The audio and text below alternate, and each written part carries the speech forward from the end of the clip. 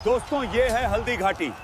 यहाँ हुआ था अकबर और महाराणा प्रताप के बीच युद्ध। वीडियो को पूरा देखें और चैनल को सब्सक्राइब कर लीजिए। मेवाड़ का सिंह और स्वाभिमान की अग्नि इतिहास के पन्नों पर वक्त की धूल अक्सर कई साम्राज्यों और उनके राजाओं को लील जाती है। समय का पहिया उन लोगों को भुला देता है जिन्होंने महलों के सुख के लिए अपनी आत्मा का सौदा कर लिया। लेकिन अरावली की उन कठोर और पत्थरीली पहाड़ियों में आज भी हवाएं एक ऐसे योद्धा का नाम गाती हैं जिसने गुलामी शब्द को अपने जीवन से हमेशा के लिए मिटा दिया था। यह कहानी सिर्फ एक युद्ध की नहीं है, यह कहानी है इंसान की रूह की उस ऊंचाई की जहां दुनिया का सबसे बड़ा और ताकतवर सम्राट भी बौना नजर आने लगता है। 16वीं शताब्दी का वह दौर जब हिंदुस्तान के आसमान पर मुगलिया सल्तनत का परचम अपने पूरे गुरूर के साथ लहरा रहा था। तख्त ए दिल्ली पर बैठा था जलालुद्दीन मोहम्मद अकबर, एक ऐसा बादशाह जिसकी महत्वाकांक्षा की कोई सरहद नहीं थी। उसकी तलवार और उसकी कूटनीति ने उत्तर से लेकर दक्षिण तक एक एक करके तमाम रियासतों को अपने कदमों में झुकने पर मजबूर कर दिया था। लेकिन इस विशाल मुगलिया समुद्र के बीच एक पहाड़ ऐसा था जो सीना ताने खड़ा था। वह पहाड़ था मेवाड़, और उस पहाड़ की सबसे ऊंची चोटी का नाम था महाराणा प्रताप। प्रताप कोई साधारण इंसान नहीं थे, वे उस धरती के अंश थे जहाँ बप्पा रावल और राणा सांगा जैसे शूरवीरों ने जन्म लिया था। मेवाड़ की मिट्टी में समर्पण का नहीं बल्कि बलिदान का बीज बोया जाता था। जब प्रताप ने मेवाड़ की गद्दी संभाली तब उनके पास विरासत में सोने चांदी से भरे खजाने नहीं थे, बल्कि उनके हिस्से में आई थी कांटों से भरी एक गद्दी। चित्तौड़गढ़ जो मेवाड़ का हृदय था, मुगलों के क्रूर आक्रमण और उस भयानक कत्लेआम का गवाह बन चुका था जहां हजारों निर्दोष लोगों और राजपूत वीरों ने अपने प्राणों की आहुति दी थी। चित्तौड़ की उन जलती हुई चिताओं की राख ने प्रताप के सीने में एक ऐसी ज्वाला भड़का दी थी जिसे दुनिया का कोई भी समंदर बुझा नहीं सकता था। प्रताप ने अपनी मातृभूमि की उस दुर्दशा को देखकर एक ऐसी कठोर प्रतिज्ञा ली जो इंसानी बर्दाश्त की हदों को पार कर जाती है। उन्होंने भरी सभा में अपने इष्ट देव एकलिंग जी को साक्षी मानकर सौगंध खाई, जब तक मैं अपने मेवाड़ को, अपने चित्तौड़ को इन आक्रांताओं के चंगुल से मुक्त नहीं करा लेता, तब तक मैं राजमहलों की चौखट पर कदम नहीं रखूंगा। सोने चांदी के थाल मेरे लिए वर्जित होंगे, मैं पत्तलों पर भोजन करूंगा। मखमल के बिस्तर मेरे लिए नहीं बने हैं, मेरी शैया यह कठोर धरती और घास फूस होगी। यह सिर्फ एक राजा की प्रतिज्ञा नहीं थी, यह एक राष्ट्र की आत्मा की चीख थी। अकबर जो आगरा के किले में बैठकर हिंदुस्तान के नक्शे पर अपनी मुहर लगा रहा था, उसकी नजरों में मेवाड़ एक कांटे की तरह चुभ रहा था। उसे यह बात रास नहीं आ रही थी कि जब पूरा हिंदुस्तान उसके आगे सजदा कर रहा है तो मुट्ठी भर सैनिकों वाला यह राजपूत राजा उसकी सत्ता को चुनौती कैसे दे सकता है। अकबर यह भली भांति जानता था कि मेवाड़ सिर्फ एक जमीन का टुकड़ा नहीं है, वह हिंदुस्तान की स्वतंत्रता का प्रतीक बन चुका है। अगर प्रताप नहीं झुके तो कल को बगावत की ये चिंगारी पूरे मुल्क में फैल सकती है। प्रताप की इस खामोश तैयारी से अकबर की बेचैनी बढ़ती जा रही थी। मेवाड़ की हवाओं में बारूद की गंध घुलने लगी थी। दोनों ही पक्ष जानते थे कि एक महायुद्ध अब टाला नहीं जा सकता, लेकिन अकबर जो युद्ध से पहले कूटनीति के शतरंज खेलने में माहिर था, उसने एक आखिरी दांव खेलने का फैसला किया। उसने तय किया कि वह प्रताप को झुकाने के लिए तलवार से पहले बातचीत के मोहरे भेजेगा, और यहीं से शुरू हुई सम्मान और अहंकार की वह मनोवैज्ञानिक जंग जो हल्दी घाटी की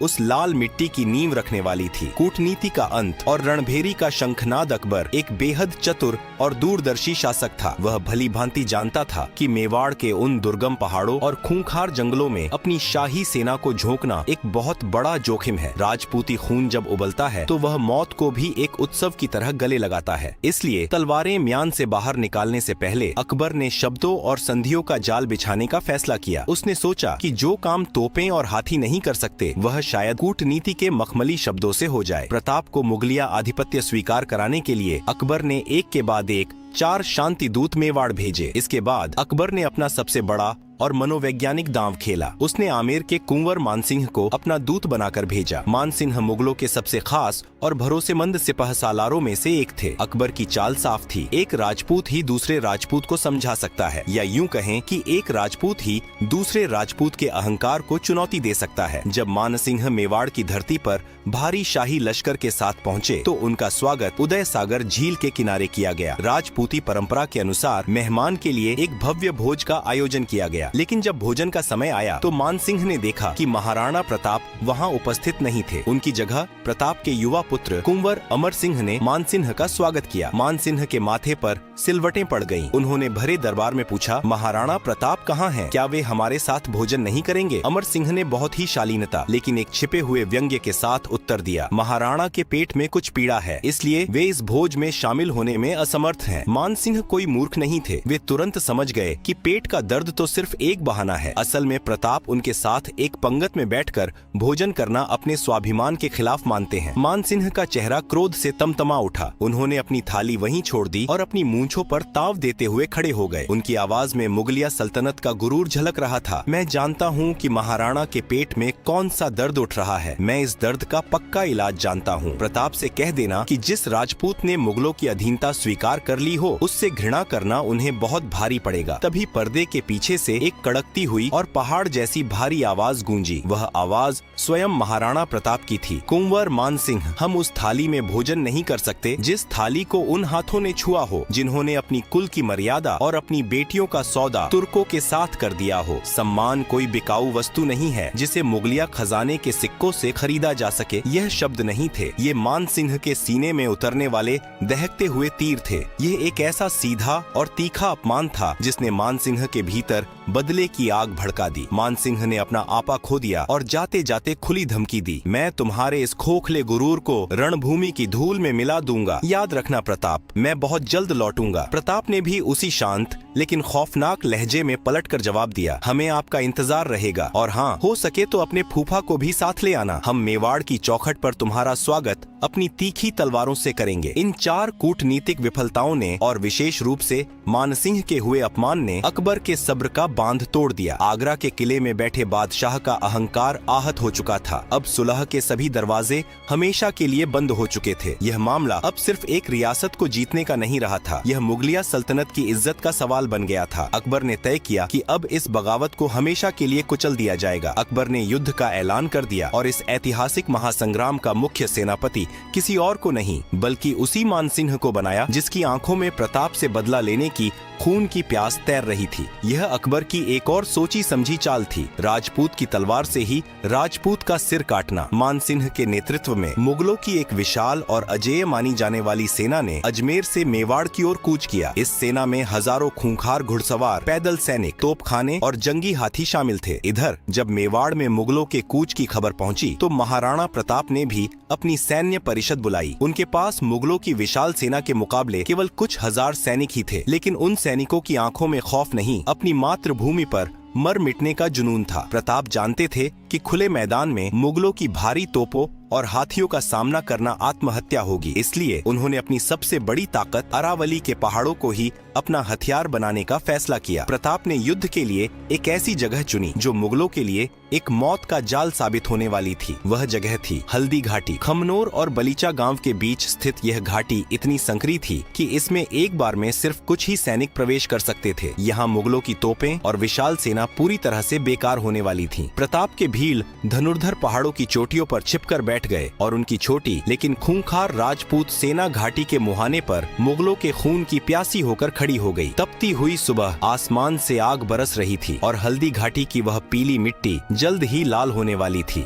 यह मुट्ठी भर राजपूतों का एक आसान शिकार होगा, लेकिन वे अपने गुरूर में यह भूल गए थे कि वे एक साधारण जंगल में नहीं बल्कि मौत की मांद में घुस रहे हैं। जैसे ही मुगल सेना की अग्रिम पंक्ति घाटी के बीचों बीच पहुंची, पहाड़ों की चोटियों पर एक अजीब सी खामोशी छा गई और फिर हर हर महादेव के गगनभेदी जय घोष ने उस खामोशी के चीथड़े उड़ा दिए। अरावली के शिखरों से अचानक तीरों की वह खौफनाक बारिश शुरू हुई जिसने सूरज की रोशनी को भी ढक दिया। राणा पूंजा भील के अचूक तीरंदाजों ने मुगलों को सोचने तक का मौका नहीं दिया। भारी भरकम मुगलियां तोपें उन संकरे और ऊबड़ खाबड़ रास्तों में खिलौने की तरह बेकार पड़ी थीं। मुगलों के सीने तीरों से छलनी हो रहे थे और घाटी में मौत का खौफनाक तांडव शुरू हो गया। इसी बीच धूल के गुब्बार को चीरते हुए साक्षात महाकाल रणभूमि में उतरे। यह महाराणा प्रताप थे जो अपने अजेय अश्व चेतक पर सवार थे। भारी भाला, छाती पर भारी फौलादी कवच और हाथों में मौत का पैगाम लिए प्रताप जिधर से गुजरते मुगलों की लाशों के पहाड़ बिछ जाते। राजपूती तलवारें मुगलिया हथियारों और कवचों को ऐसे काट रही थीं जैसे कोई सूखी लकड़ियां काट रहा हो। प्रताप की सेना में सिर्फ राजपूत ही नहीं थे बल्कि उनके सेनापति हाकिम खानसूर अपनी अफगानी टुकड़ी के साथ मुगलों पर कहर बनकर टूट रहे थे। हाकिम खान सुअर की तलवार ने साबित कर दिया था कि यह जंग किसी धर्म की नहीं बल्कि एक साम्राज्य के अहंकार और एक मातृभूमि के स्वाभिमान की थी। युद्ध अपने सबसे भयंकर मोड़ पर था। तभी प्रताप की लाल होती आंखों ने रणभूमि में उस चेहरे को ढूंढ निकाला जिसकी गद्दारी ने इस युद्ध की आग में घी डाला था। आमेर का कुंवर मानसिंह। मानसिंह एक विशाल और खूंखार हाथी के ऊपर सजे एक सोने के हौदे में बैठा अपनी सेना को निर्देश दे रहा था। प्रताप ने चेतक को एड़ लगाई। चेतक जो सिर्फ एक जानवर नहीं बल्कि प्रताप की आत्मा का विस्तार था, हवा से बातें करता हुआ मानसिंह के हाथी की ओर दौड़ा। जैसे ही चेतक उस दैत्याकार हाथी के करीब पहुंचा, उसने एक ऐसी अकल्पनीय छलांग लगाई जिसे देखकर देवताओं ने भी आसमान से दांतों तले उंगली दबा ली होगी। चेतक ने हवा में उछलकर अपने दोनों अगले पैर उस विशाल हाथी के मस्तक पर टिका दिए। प्रताप ने अपनी पूरी ताकत समेटकर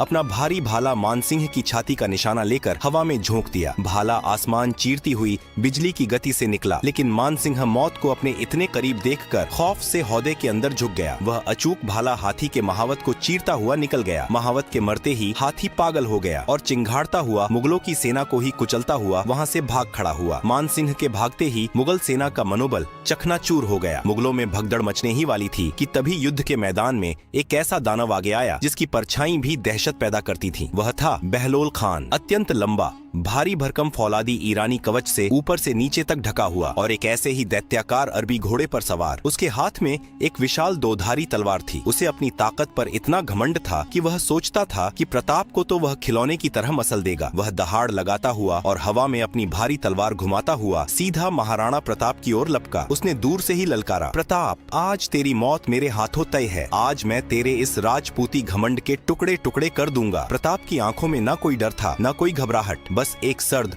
और खौफनाक शांति थी। उन्होंने बहलोल खान के प्रहार को रोकने की कोई जल्दबाजी नहीं की। सिर्फ एक ही वार में प्रताप ने उस अजेय और विशालकाय बहलोल खान को उसके कवच और उसके घोड़े समेत बीचों बीच से दो हिस्सों में चीर कर रख दिया। खून का एक भयानक फव्वारा छूटा और बहलोल खान के शरीर के दो टुकड़े घोड़े के दो टुकड़ों के साथ रणभूमि की लाल मिट्टी में जा गिरे। युद्ध के मैदान में एक पल के लिए मौत का सन्नाटा छा गया। हवाओं ने बहना बंद कर दिया। मुगल सैनिकों की आंखें फटी की फटी रह गईं। जो बहलोल खान मुगलों के लिए आतंक का सबसे बड़ा हथियार था, वह आज मेवाड़ के सिंह के सामने एक गाजर मूली की तरह कटकर जमीन पर पड़ा था। इस एक प्रहार ने मुगलों की आत्मा को अंदर तक कंपा दिया। उन्हें लगने लगा कि वे किसी इंसान से नहीं बल्कि किसी अलौकिक महाकाल से लड़ रहे हैं। खौफ इतना भयानक था कि मुगल सैनिकों के हाथों से तलवारें छूट गईं और वे भागो भागो, प्रताप साक्षात काल है चिल्लाते हुए अपनी जान बचाने के लिए उल्टे पांव भागने लगे। स्वामी भक्ति की पराकाष्ठा और स्वाभिमान की अमर विजय बहलोल खान के उस खौफनाक अंत ने मुगलों की रूह को इस कदर कंपा दिया था कि वे महाराणा प्रताप को साक्षात यमराज समझने लगे थे। लेकिन अकबर की वह शाही सेना एक टिड्डी दल के समान थी। एक कटता तो 10 उसकी जगह लेने आगे आ जाते। मुगलों के सुरक्षित दस्तों ने अब प्रताप को चारों ओर से घेरना शुरू कर दिया। युद्ध का मैदान अब एक ऐसे खूनी दलदल में तब्दील हो चुका था जहां हर कदम पर लाशें बिछी थीं और हवाओं में सिर्फ चीखें और तलवारों की झंकार गूंज रही थी। इसी भयंकर मारकाट के बीच एक और त्रासदी जन्म ले रही थी। मानसिंह के हाथी पर उस अकल्पनीय प्रहार के दौरान हाथी की सूंड में बंधी उस जहरीली और भारी तलवार से चेतक का एक पिछला पैर बुरी तरह कट चुका था। मेवाड़ के उस दिव्य अश्व की नसों से रक्त की धार फूट पड़ी थी। कोई भी साधारण घोड़ा इस असहनीय पीड़ा में उसी क्षण दम तोड़ देता, लेकिन चेतक की रगों में भी तो उसी मेवाड़ का पानी बह रहा था। 3 पैरों पर होने के बावजूद वह स्वामी भक्त अश्व अपने दर्द को पी गया और अपने राणा को बचाने के लिए हवा के वेग से दुश्मनों को चीरता रहा। प्रताप के शरीर पर भी अब तक अनगिनत घाव लग चुके थे। उनका फौलादी कवच खून से लाल हो चुका था। मेवाड़ के सूर्य को इस तरह मुगलों की विशाल भीड़ के बीच घिरता देख प्रताप के एक परम निष्ठावान सरदार झालामान का राजपूती खून खौल उठा। उन्होंने समझ लिया कि अगर आज राणा को कुछ हो गया तो मेवाड़ का स्वाभिमान हमेशा के लिए अनाथ हो जाएगा। अपनी जान की परवाह किए बिना झालामान दुश्मनों की भीड़ को चीरते हुए साक्षात काल की तरह राणा के पास पहुँचे। उन्होंने बिजली की फुर्ती से महाराणा प्रताप के सिर से वह राजसी छत्र और मेवाड़ का मुकुट उतार लिया और उसे स्वयं पहन लिया। महाराणा, इस मातृभूमि को आपकी आवश्यकता है। मेरे जैसे 1000 झाला इस मिट्टी पर कुर्बान हो सकते हैं, लेकिन मेवाड़ का यह सूर्य आज अस्त नहीं होना चाहिए। झालामान ने गरजते हुए कहा और राणा को रणभूमि से बाहर निकलने का आग्रह किया। राजसी छत्र देखते ही मुगलों की पूरी फौज ने झालामान को ही महाराणा प्रताप समझ लिया और भूखे भेड़ियों की तरह उन पर टूट पड़ी। झालामान हंसते हंसते तलवारें चलाते हुए मुगलों के बीच घुस गए और अपने प्राणों की आहुति देकर बलिदान की एक ऐसी मिसाल कायम की जिसे सदियां कभी भुला नहीं पाएंगी। उधर चेतक समझ चुका था कि उसके स्वामी की जान खतरे में है। वह 3 पैरों पर ही रणभूमि से बाहर की ओर दौड़ पड़ा। पीछे 2 मुगल सरदार जानलेवा गति से उनका पीछा कर रहे थे। अरावली की उन पत्थरीली और उबड़ खाबड़ पहाड़ियों को पार करता हुआ चेतक आगे बढ़ रहा था कि अचानक रास्ते में एक बहुत चौड़ा बरसाती नाला आ गया। नाले में पानी का तेज बहाव था। एक बिल्कुल स्वस्थ और ताकतवर घोड़े के लिए भी इतनी बड़ी छलांग लगाना लगभग असंभव था। मुगलों के घोड़ों ने नाले के पास आकर